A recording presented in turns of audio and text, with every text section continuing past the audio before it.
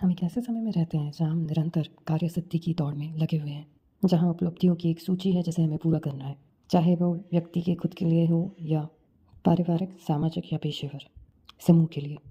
परंतु जितना सरल ये दिखाई पड़ता है उतना सरल है नहीं। निरंतर कार्यों को पूरा करना, उपलब्धियाँ पाना या निहित ध्येय तक पहुँचना सबके लिए समय समय पर कठिन हो जाता है। हर समय इच्छा हो, आग्रह हो या ज़रूरत हो, इन सबको पूरा करना मुश्किल होता है, चाहे फिर वो खुद की हो, खुद के लिए हो या किसी और की, परिवारजनों के लिए या व्यावसायिक।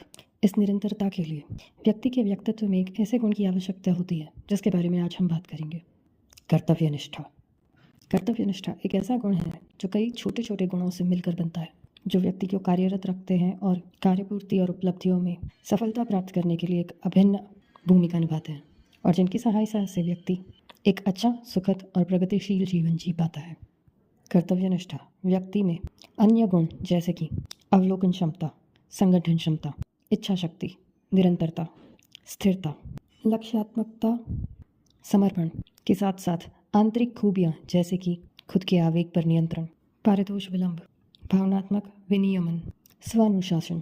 कुल मिलाकर देखा जाए तो कार्यनिष्ठा हमें अन्य जीवों से विलग करती है, जहाँ मनुष्य एक निश्चित ध्येय की ओर अपनी इच्छाओं, आकांक्षाओं और भावनाओं से ऊपर उठकर संयम से आगे बढ़ सकता है, जिसके लिए मनुष्य के मस्तिष्क में अपना अलग भाग है, जिस भाग का विकास आनुवंशिक, आसपास के माहौल, सामाजिक और सांस्कृतिक वातावरण, खासकर कि बच्चे के जन्म, जहाँ माँ की गर्भावस्था से लेकर बच्चे के चलने बोलने के प्रारंभ का समय अत्यंत महत्वपूर्ण भाग निभाता है। साथ ही बाल्यावस्था और किशोरावस्था में होने वाली मानसिक और शारीरिक विकास का भी महत्व है। यहाँ उपयुक्त जानकारी यह है कि कर्तव्यनिष्ठा को सचेत प्रयासों से कर्तव्यनिष्ठा को व्यक्ति के व्यक्तित्व का हिस्सा बनाया जा सकता है।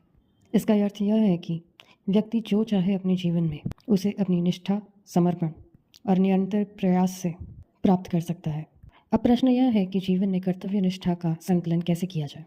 तो शुरुआत के लिए जीवन में स्थिरता को लाना, मन को शांत करना, निरंतर शारीरिक और मानसिक भागदौड़ से हटकर कुछ पलों का ठहराव लाना, वर्तमान पर ध्यान केंद्रित करना, इस वर्तमान में खुद की मनस्थिति एवं स्थिति का अवलोकन करना, अपने विचारों को संग्रहित करना और शांतिपूर्वक उन्हें संगठित करना।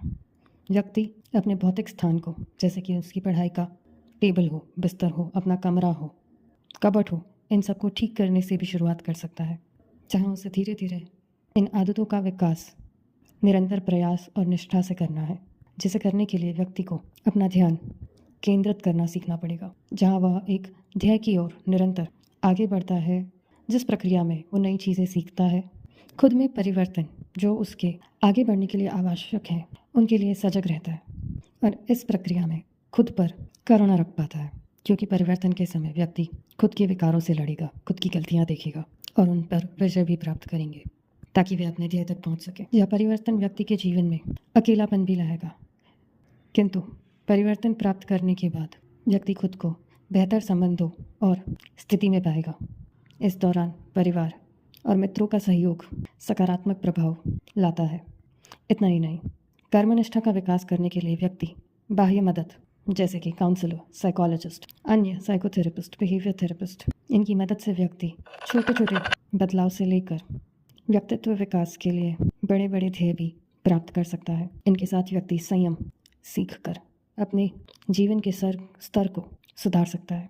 अगर आप भी अपने जीवन में सकारात्मक परिवर्तन लाने का प्रयास कर रहे हैं तो आप भी हमसे संपर्क कर सकते हैं।